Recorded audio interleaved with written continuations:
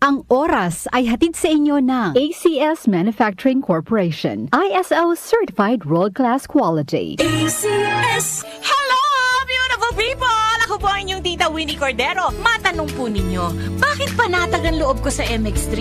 Dahil ito ay tested and proven na may alpha, beta at gamma mangosteen. Mga natural na nutrients mula sa mangosteen. Meron din itong Seal of Quality Excellence at manufactured sa GMP at ISO certified na planta. MX3 is my choice. Tunay, natural at original. Mahalagang paalala, ang MX3 capsule ay hindi gamot at hindi dapat gamiting panggamot sa anumang uri ng sakit. MX3 capsule helps avoid pain discomfort. Iwas sa sakit. Ang galing! Pang matagalan. Parang tayo lang, Han, no? Everest Appliances. Babe, ano ever best decision mo in life? Siyempre, building a home with you. Everest Appliances. Health, wellness, energy saving. Everbest from Everest. Everest Appliances. Health, wellness, energy saving. Everbest from Everest. Available in major appliance stores nationwide. Sample Plus Herbal Capsule. Ako si Roy, taga Santa Rosa, Laguna. Malabo yung mata ko. Sabi ng doktor, may glaucoma daw ako. Pero tinry kong uminom ng Santon Plus Herbal Capsule. Inaraw-araw ko, nawala yung glaucoma. Nabis talaga yung Santon Plus Herbal Capsule. Sample Plus. Mabibili sa mga butika. Mahalagang paalala, ang Santhone Plus Herbal Capsule ay hindi gamot at hindi pwedeng gamiting panggamot sa anumang uri ng sakit.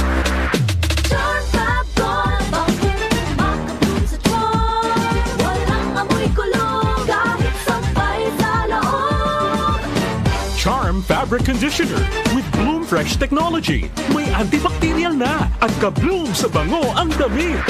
Charm Fab Gold, bakit makabloom sa charm? Walang amoy kulong kahit sampay sa loob. Makabloom sa charm. Charm Fabric Conditioner. Manufactured by ACS Manufacturing Corporation. ISO certified. World-class quality. ACS. Sample Plus Gold. Ako si Morito na namamaga ang aking atay. Sa loob ng 2 linggo na paggamit ko ng Santon Plus Gold, nawala ang pamamaga sa aking atay. Maraming salamat sa Santon Plus Gold. Sample Plus Gold. Mas pinalakas, pinagaling, pinahusay. Sample Plus Gold. Mabibili sa mga butika. Mahalagang paalala, ang Santhone Plus Gold ay hindi gamot at hindi pwedeng gamiting panggamot sa anumang uri ng sakit. Si Mommy at si Washing Machine believe sa Pride Washing Machine Detergent. Hello, Washi! Hello, Mommy! Laundry day na naman! Ready ka na sa mancha, chocolate, putik, libag?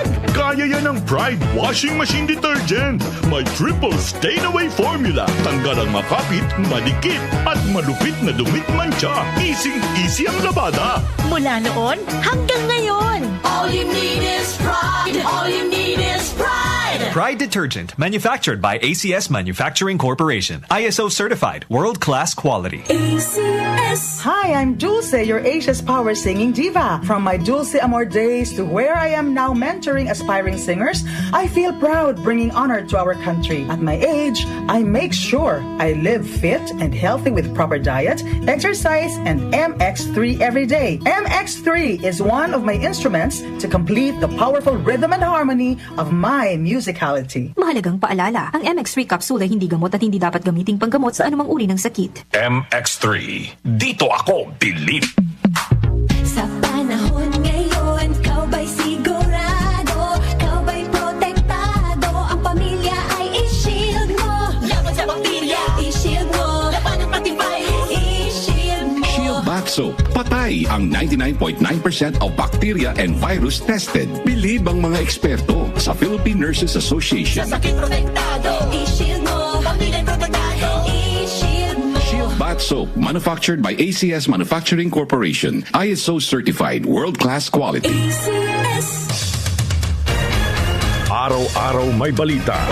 47% ng mga Pinoy nakaramdam na sila'y mahirap noong ika-4 ng ticket sa mga eroplano, asahang bababa sa Pangulong Bongbong Marcos, inaprubahan na ang rice subsidies para sa mga sundalo at pondo para sa oras-oras may kaganapan. Narito na ang balita sa oras na ito, hatid sa inyo ng 774 News Team. Umaabot na sa 22 ang kumpirmadong election. Umabot na sa 131 specialty centers ang naipatayo ng Administrasyong Marcos sa buong bansa.